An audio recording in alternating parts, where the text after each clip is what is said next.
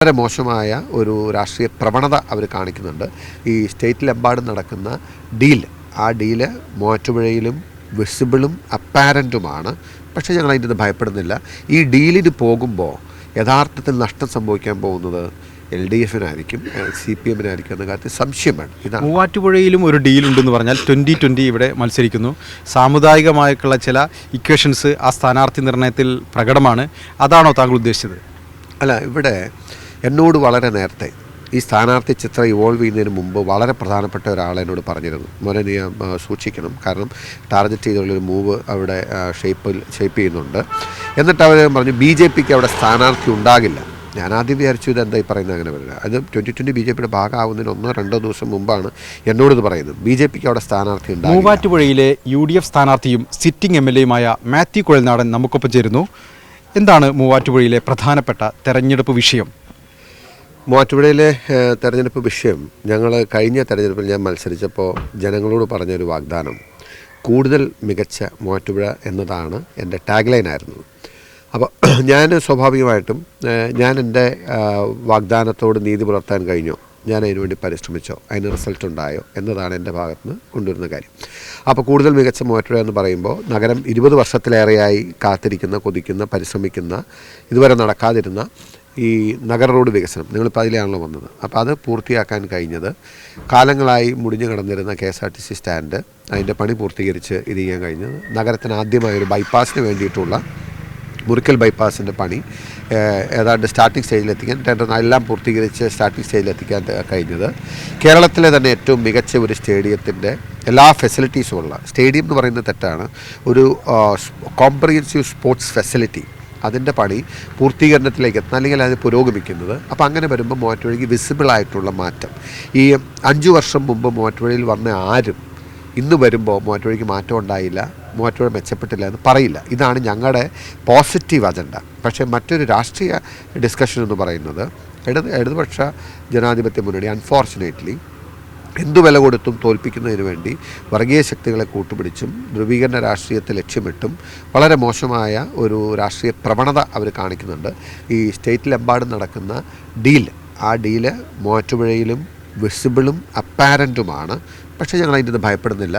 ഈ ഡീലിന് പോകുമ്പോൾ യഥാർത്ഥത്തിൽ നഷ്ടം സംഭവിക്കാൻ പോകുന്നത് LDFനായിരിക്കും, CPMനായിരിക്കും എന്ന കാര്യത്തിൽ സംശയം വേണം. ഇതാണ്. മൂവാറ്റുപുഴയിലും ഒരു ഡീലുണ്ടെന്ന് പറഞ്ഞാൽ 2020 ഇവിടെ മത്സരിക്കുന്നു. സാമുദായികമായിട്ടുള്ള ചില ഇക്വേഷൻസ് ആ സ്ഥാനാർത്ഥി നിർണയത്തിൽ പ്രകടമാണ്. അതാണോ താങ്കൾ ഉദ്ദേശിച്ചത്? അല്ല, ഇവിടെ എന്നോട് വളരെ നേരത്തെ ഈ സ്ഥാനാർത്ഥി ചിത്രം ഇവോൾവ് ചെയ്യുന്നതിന് മുമ്പ് വളരെ പ്രധാനപ്പെട്ട ഒരാൾ എന്നോട് പറഞ്ഞിരുന്നു, മോനെ നീ സൂക്ഷിക്കണം, കാരണം ടാർഗറ്റ് ചെയ്തുള്ളൊരു മൂവ് അവിടെ ഷേപ്പ് ചെയ്യുന്നുണ്ട്. എന്നിട്ട് അവർ പറഞ്ഞു BJPക്ക് അവിടെ സ്ഥാനാർത്ഥി ഉണ്ടാകില്ല. ഞാൻ ആദ്യം വിചാരിച്ചു ഇതെന്താ ഈ പറയുന്നത്, അങ്ങനെ വരില്ല. അത് 2020 BJPയുടെ ഭാഗമാവുന്നതിന് 1-2 ദിവസം മുമ്പാണ് എന്നോടിത് പറയുന്നത്. BJPക്ക് അവിടെ സ്ഥാനാർത്ഥി ഉണ്ടാകില്ല. BJP വോട്ടുകൾ അവർക്ക് കിട്ടാൻ പറ്റുന്ന ഒരു സ്ഥാനാർത്ഥിയാകും അപ്പുറം വരിക, നമ്പർ 1. നമ്പർ 2, പിന്നെ സ്ഥാനാർത്ഥി ഉണ്ടാകുന്നത് UDFന് പരമ്പരാഗതമായി കിട്ടുന്ന വോട്ടുകളിൽ വിള്ളലുണ്ടാക്കാൻ കഴിയുന്ന ഒരു സ്ഥാനാർത്ഥിയെയാണ് ലക്ഷ്യം വെച്ചിരിക്കുന്നത് എന്നൊക്കെ ഞാൻ അത്ര ഗൗരവത്തിലെടുത്തില്ല. ഇപ്പോൾ ആ ചിത്രം അതേപടിയാണ് മൂവാറ്റുപുഴയിൽ തെളിഞ്ഞിരിക്കുന്നത്. നിങ്ങൾ സൂചിപ്പിച്ചതുപോലെ അതിന് മാത്രം ലക്ഷ്യം വെച്ചുള്ള സ്ഥാനാർത്ഥികളെയാണ് രംഗത്തിറക്കിയിട്ടുള്ളത്. അത് 2 വശത്തും, അത് ഒരു വശത്തെ വർഗീയത മാത്രമല്ല, മറുവശത്തെ വർഗീയതയും കൂട്ടുപിടിച്ച് എല്ലാ അർത്ഥത്തിലും വർഗീയതയുടെ ഒരു ചേരുവ ഉണ്ടാക്കി പരാജയപ്പെടുത്താൻ പറ്റുമെന്ന് ശ്രമിക്കുകയാണ്. ഞാൻ ഐ ആം ഹാപ്പി അബൌട്ട്. കാരണം വർഗീയതകൾക്കെതിരെ ഏറ്റുമുട്ടാൻ എന്നും എനിക്ക് താല്പര്യമാണ്. ഞാൻ പറഞ്ഞില്ല, ഞാൻ അതിനെ ഭയപ്പെടുത്തി മുന്നോട്ട് പോകുന്നില്ല. കേരളവും മൂവാറ്റുപുഴയും മതേതര മനസ്സും മതേതര മണ്ണുമാണ്. അതിനോടത്തോളം വളക്കൂറും അതിനോടത്തോളം ശക്തി വേറെ ഒരു ശക്തികൾക്കുമില്ല. സോ ഫാർ ആസ് അതിനുള്ളിടത്തോളം കാലം ഇതുപോലുള്ള നീക്കങ്ങൾ അത് ജനങ്ങൾക്ക് മനസ്സിലാകില്ല, അല്ലെങ്കിൽ ആളുകളെ ശ്രദ്ധിക്കില്ല, അടികൊടുക്കുണ്ടാക്കാം, അതൊക്കെ വെറും തെറ്റിദ്ധാരണ. ഇന്നത്തെ കാലഘട്ടത്തിൽ അതൊന്നും സാധിക്കില്ല. അതൊക്കെ ഒരു വമ്പൻ പരാജയമായി കേരളത്തിൽ തന്നെ മാറാൻ പോവുകയാണ്. CPM ഈ ഡീലിന് ഇറങ്ങി പുറപ്പെട്ടത് അവർക്ക് വലിയ ഡാമേജും വലിയ ക്ഷീണവും വലിയ തകർച്ചയും കേരളത്തിലുണ്ടാക്കും. ഈ കിഫ്ബി മൂവാറ്റുപുഴയിലടക്കം ഈ മൂവാറ്റുപുഴയിൽ താങ്കൾ കൊണ്ടുവന്ന അവകാശപ്പെട്ട ഈ വികസന പദ്ധതികൾ അത് സംസ്ഥാന സർക്കാരിൻ്റെ കൂടി നേട്ടമല്ലേ? ആ ഒരു പ്രചരണത്തിന് എന്താണ് മറുപടി? സംസ്ഥാന സർക്കാരിന് ഈ നേട്ടം അവകാശപ്പെടാൻ കഴിയില്ല, ഞാൻ എവിടെയും പറഞ്ഞിട്ടില്ല. അതായത് ധാരാളം പദ്ധതികൾ റീബിൽഡ് കേരളയിൽ ഒരുപാട് പദ്ധതികൾ സംസ്ഥാനം ഒട്ടുക്ക് അനുവദിച്ചു. അതിൻ്റെ അകത്ത് ഇപ്പോൾ മൂവാറ്റുപുഴയിലെ 2 സുപ്രധാന പദ്ധതികൾ പൂർത്തീകരിച്ച് ജനങ്ങൾക്ക് നൽകി. LDFിൻ്റെ MLA മാരുള്ള പലയിടത്തും അത് പൂർത്തീകരിക്കാൻ കഴിഞ്ഞിട്ടില്ല. അത് അബോട്ടഡായിപ്പോയി. സോ അപ്പോൾ ഇവിടെയുള്ള MLA ഡെഫിഷ്യൻസി അതില്ലാതെ നടക്കത്തില്ലെന്ന്. ഞാൻ ചോദിക്കട്ടെ, ഞാനപ്പോൾ എനിക്കങ്ങനെ വ്യക്തിപരമായി പറയാൻ, ഈ കിഫ്ബി പലയാവർത്തി ചോദിക്കുന്നുകൊണ്ട് ഞാൻ ഒഴിവാക്കണമെന്ന് ആഗ്രഹിച്ച കാര്യമാണ്. ഞാൻ ഒരൊറ്റ കാര്യം ചോദിക്കുന്നുള്ളൂ. 5 വർഷം മുമ്പ് കിഫ്ബി ഇല്ലേ? 5 വർഷം മുമ്പ് LDF MLA മൂവാറ്റുപുഴയിലില്ലേ? എന്തിനാ നടക്കാതിന്?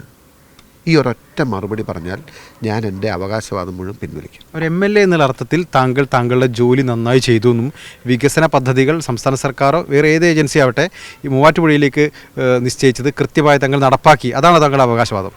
അല്ല, ഞാൻ മൂവാറ്റുപുഴയ്ക്ക് വേണ്ടി നേടാൻ കഴിയുന്ന പദ്ധതികൾ നേടി.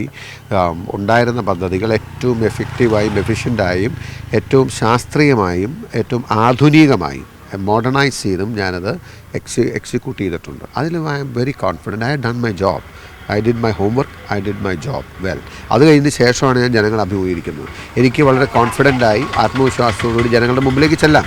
ഞാൻ ചെയ്യാൻ പറ്റിയ കാര്യങ്ങൾ, ചെയ്യാൻ പറ്റാത്ത കാര്യങ്ങൾ ജനങ്ങളോട് പറഞ്ഞിട്ടുണ്ട്. ചെയ്യാൻ പറ്റാതെ പോയ കാര്യങ്ങൾ, ഇപ്പം 450 കോടിയുടെ ഒരു പദ്ധതി ഞാൻ നേടിയെടുത്തിരുന്നു. ഫിനാൻഷ്യൽ സാങ്ഷൻ കിട്ടിയതാണ് പാരലൽ MC റോഡ് എന്ന് പറയുന്നത്. അൺഫോർച്ചുനേറ്റ്ലി ഗവൺമെൻറ് അവരുടെ അധികാരം ഉപയോഗിച്ച്, സ്വാധീനം ഉപയോഗിച്ച് തൽക്കാലത്തേക്ക് അത് ഫ്രീസ് ചെയ്തു. As an MLA I could not do it. ഞാൻ കത്ത് കൊടുത്തു, ഞാൻ അതിൻ്റെ കാര്യങ്ങൾ പറഞ്ഞു പ്രതിഷേധിച്ചു, അല്ലെങ്കിൽ ഇതും എല്ലാം ചെയ്തു. പക്ഷേ ഇത് for the government to take a decision. അവരങ്ങനെ സ്റ്റോർ ചെയ്തിട്ടുണ്ട്. ഇതെല്ലാം പകരവും പലിശയും ചേർത്ത് UDF സർക്കാർ വരുമ്പോൾ നമ്മൾ കൊണ്ടുവരും. ഈ പിണറായി സർക്കാരിനെതിരെ ഏറ്റവും പ്രബലരായ ഒരു വ്യവഹാരിയായിരുന്നു താങ്കൾ. പക്ഷേ പലപ്പോഴും ഹൈക്കോടതിയിൽ വന്ന പല കേസുകളും കോടതി അത് പലപ്പോഴും അംഗീകരിച്ചില്ല. സിംഗിൾ ബെഞ്ച് അംഗീകരിച്ചാലും ഡിവിഷൻ ബെഞ്ച് അത് സർക്കാരിന് അനുകൂലമായ ഉത്തരവുകളാണ് കൊടുത്തത്. ഈ സർക്കാർ നിങ്ങൾ ഉന്നയിച്ച അഴിമതി ആരോപണങ്ങൾ അല്ലെങ്കിൽ ക്രമക്കേടുകൾ ഇതൊന്നും കോടതിയിൽ പോയി അത് പ്രൂവ് ചെയ്യാൻ പറ്റിയില്ല എന്നൊരു പരിമിതി ഈ തെരഞ്ഞെടുപ്പ് കാലത്തില്ലേ? അല്ല, ആ കാര്യത്തിൽ എനിക്കൊരു ഡിസപ്പോയിൻമെൻ്റ് ഉണ്ട് എന്നുള്ളത് ശരിയാണ്. ബട്ട് ഞാൻ അതുകൊണ്ട് ആ ഡിസപ്പോയിൻമെൻ്റ് ഉള്ളതുകൊണ്ട് ഞാൻ അത് വിട്ടിട്ട് പോകാൻ തയ്യാറല്ല. There are ways out. ഞാനൊരു ലോയറാണ്. I know how to tackle it. എങ്ങനെ ചെയ്യണം, എന്ത് ചെയ്യണം എന്നറിയാം. ആ അധ്യായം അവസാനിച്ചു എന്നാരും കരുതണ്ട. അത് ഞാൻ ആ പോരാട്ടം തുടരും. ഞാൻ ജനങ്ങൾക്ക് നൽകിയ വാക്കാണ്. അതായത് ഞാനൊരു ഒത്തുതീർപ്പ് രാഷ്ട്രീയത്തിൻ്റെ ആളായിരിക്കില്ല, കൊടുക്കൽ വാങ്ങലിൻ്റെ ആളായിരിക്കില്ല. ഞാൻ ജനങ്ങളോട് പറയുന്നത് ആത്മാർത്ഥമായിരിക്കും. എൻ്റെ രാഷ്ട്രീയമെന്ന് പറയുന്നത് 3 വാക്കുകളിൽ അടയാളപ്പെടുത്തുമെന്ന് ഈ മൂവാറ്റുപുഴ നിയോജകമണ്ഡലത്തിൻ്റെ മുക്കിലും മൂലയിലും നിന്ന് ഞാൻ പ്രസംഗിച്ചാണ്. എൻ്റെ പൊതുപ്രവർത്തനം ആത്മാർത്ഥവും സത്യസന്ധവും സുതാര്യവുമായിരിക്കുമെന്ന് ഞാൻ ഇടയ്ക്കിടയ്ക്ക് എന്നെ തന്നെ ഓർപ്പിക്കാറുണ്ട്. കാരണം അതാണ് എൻ്റെ പൊളിറ്റിക്കൽ ഫിലോസഫി. ആ നിലയ്ക്ക് ഞാൻ ഉന്നയിച്ച കാര്യങ്ങളിൽ സത്യം ഉണ്ട് എന്നുള്ളിടത്തോളം കാലം ഞാൻ അതിനു വേണ്ടിയുള്ള പോരാട്ടം തുടരും. സത്യത്തെ ഒരുപാട് കാലം മൂടി വയ്ക്കാൻ കഴിയില്ല. That will come out in daylight. താങ്കളുടെ ബുക്ക്ലെറ്റ് വായിച്ചപ്പോൾ വരുമാനത്തിന് തൊഴിൽ എന്ന് പറയുന്നുണ്ട്. അപ്പോൾ രാഷ്ട്രീയം ഒരു തൊഴിലല്ല എന്ന് പറയാം. അതെന്തുകൊണ്ടാണ് അത് സവിശേഷമായി തന്നെ എടുത്ത് പ്രയോഗിക്കാൻ ഉദ്ദേശിക്കുന്നത്? ഞാൻ രാഷ്ട്രീയത്തിൽ കാണാൻ ആഗ്രഹിച്ച കൊണ്ടുവരാൻ ആഗ്രഹിച്ചൊരു മാറ്റമാണ് അത്. ഒരു റീസണുണ്ട്. കാരണം ഇന്നത്തെ കാലഘട്ടത്തിൽ യുവാക്കൾ രാഷ്ട്രീയത്തോട് നിങ്ങൾക്കറിയാലോ വളരെ അകലം പാലിക്കുകയാണ്. അവർ ബേസിക്കലി ഇതിനോടൊരു താല്പര്യവും കാണിക്കാത്ത, അവർക്ക് പൊളിറ്റിക്കൽ ലീഡേഴ്സിലും ട്രസ്റ്റില്ല, പാർട്ടികളിലും പ്രത്യയശാസ്ത്രത്തിലും ട്രസ്റ്റില്ല. അവർ വിചാരിക്കുന്നത് ഈ നേതാക്കന്മാരെല്ലാം വന്ന് അധികാരത്തിൽ വന്ന് അഴിമതി നടത്തി പണം ഉണ്ടാക്കാൻ വരുന്നവരാണ്. അവരൊക്കെ വലിയ സംവിധാനത്തിലും സൗകര്യത്തിൽ നടക്കുന്നു. ഇവർക്കൊക്കെ എവിടെ നിന്നാണ് പൈസ? അതെല്ലാവരും ചോദിക്കുന്നില്ലെങ്കിൽ എല്ലാവരും മനസ്സിലതുണ്ട്. അപ്പോൾ അതുകൊണ്ട് കുറച്ചുകൂടി ക്ലാരിറ്റിയും വൃത്തിയും കുറച്ചുകൂടി സുതാര്യതയും പൊളിറ്റിക്സ് കൊണ്ടുവരാൻ നല്ലത്. നിങ്ങൾക്ക് നിങ്ങളുടേതായ വരുമാനവും സോഴ്സ് ഓഫ് ഇൻകവും ഉണ്ടെങ്കിൽ രാഷ്ട്രീയത്തിൽ നിന്ന് നമ്മൾ അഴിമതിക്കാരനാവേണ്ടതില്ല. അപ്പോൾ വരുമാനത്തിന് തൊഴിൽ, രാഷ്ട്രീയം, സേവനം എന്നത് വളർന്നു വരുന്നൊരു തലമുറയ്ക്ക് വേണ്ടി, രാഷ്ട്രീയത്തിൽ വരാൻ ആഗ്രഹിക്കുന്നവർക്ക് വേണ്ടി നമ്മുടെ പൊതു രാഷ്ട്രീയ മണ്ഡലത്തിൽ കൊണ്ടുവരാൻ ആഗ്രഹിച്ചൊരു മാറ്റമാണ്. ഐ ലിവ് അല്ലെങ്കിൽ ഐ വാക്ക് ദാറ്റ് പാത്ത് എന്ന് പറയും. ഞാൻ എൻ്റെ ജീവിതത്തിൽ പകർത്താൻ പരിശ്രമിച്ച് മുമ്പോട്ട് വയ്ക്കുന്നൊരു എക്സാമ്പിളാണ്. അതുകൊണ്ടാണ് ഞാൻ ഇപ്പോഴും ഇടയ്ക്കിടയ്ക്ക് നിങ്ങൾ എൻ്റെ കോടതി കാണുന്നതും ഞാൻ ആ ജോലി തുടരുന്നതും എൻ്റെ വരുമാനത്തിന് വേണ്ടി. അത് വേണം. എൻ്റെ വരുമാനം കംപ്ലീറ്റ്ലി അതാണ്.